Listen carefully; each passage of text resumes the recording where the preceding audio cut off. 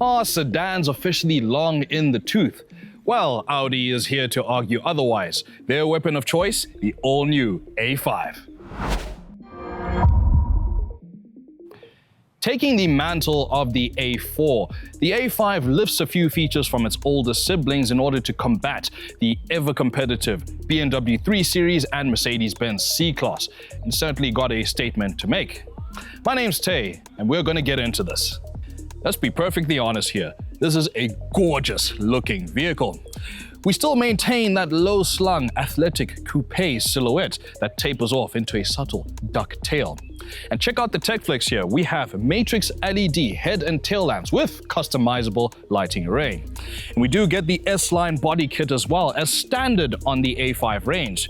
Now we do get the 19-inch alloys, which comes with the entry-level variant which we have here, which does have slightly chunkier tires, but that helps with the ride quality.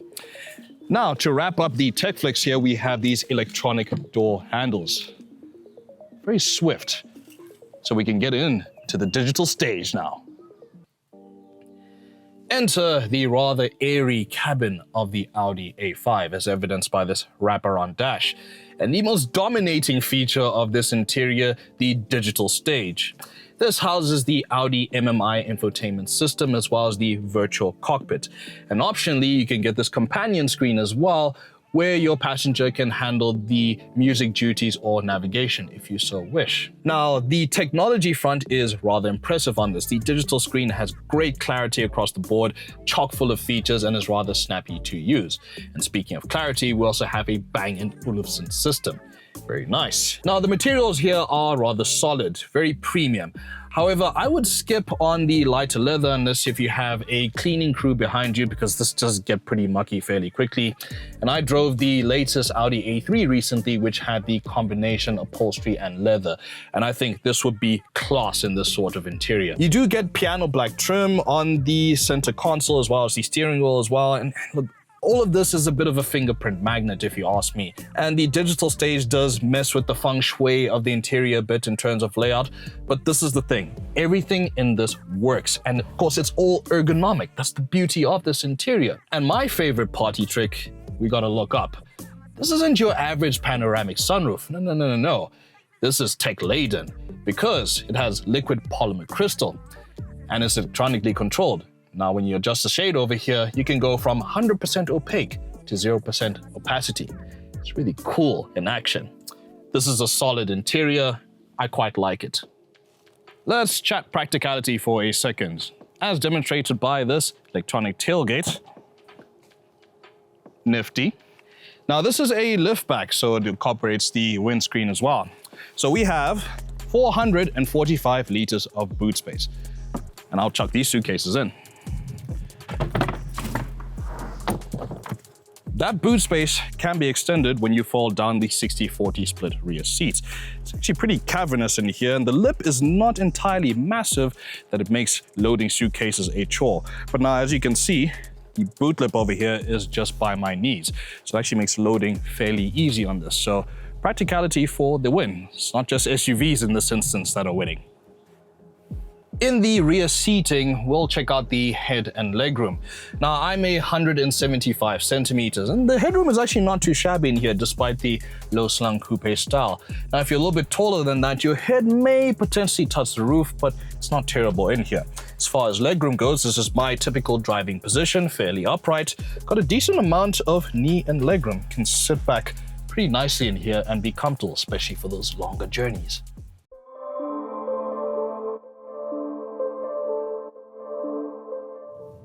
Alrighty, it's time to roll.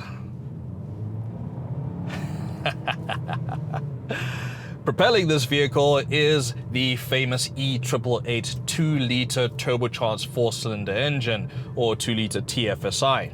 This engine makes 146 kilowatts and 340 Newton meters in this fascia. Now, if you opt for the Quattro version, you do get something a bit more powerful, along the lines of 200 kilowatts, but that power is sent to all 4 wheels. In this format though, the power is sent to the front wheels via a 7-speed S-tronic dual clutch gearbox. I mean, anyone who's driven a vehicle with a E888 engine will tell you this. It's quite a muscular engine. And on the fuel efficiency front, I'm actually pretty surprised with this. I've been averaging at least the lower 7 liters per 100 kilometers with this engine. And you'd think with a body style like this and an engine this powerful, you'd think it would be a bit of a guzzler, but no. That's not the case here. The only thing I would change with this powertrain is the initial takeoff. It's a little bit laissez-faire in that respect, a little bit lazy if you ask me. I'd like it to be a bit sharper, even though I've changed the drive select mode to dynamic. You'd think with sports style suspension, it is going to punish you on Johannesburg roads especially, but this isn't the case. I'm really surprised at the ride quality of this vehicle. It rivals the SUVs. And handling-wise, the revised steering is pin sharp and you have the chassis to match. Driver focus ergonomics, that's what Audi is especially known for. One case here is the steering wheel. Now, this is a squared off wheel. Some would argue that aesthetically it looks a little bit weird, but no, there's good reason to this. This is a nice steering wheel to throw around, but also because it is squared off on the top and the bottom, and the top especially, you have a clear line of sight from the wheel past the virtual cockpit, and you get a clear line of the bonnet and where the heads-up display is placed. Very evidently, this is a driver's car. So if you enjoy driving, you're certainly going to enjoy this. I posed a question at the beginning of this video, whether sedans are truly long in the tooth. The Audi A5 says otherwise. It really makes a compelling argument in terms of space utilization. The E888 engine is fantastic, and overall, it is such a lovely vehicle to drive. And I think it's keeping the sedan flag flying very high. I implore that you test drive this vehicle. Anyways, that's it for the moment. If you enjoyed this video, don't forget to like, comment, share, and subscribe to the AutoTrader SA YouTube channel so you don't miss another expert review. That's it for now. Take care, people. I'll see you around.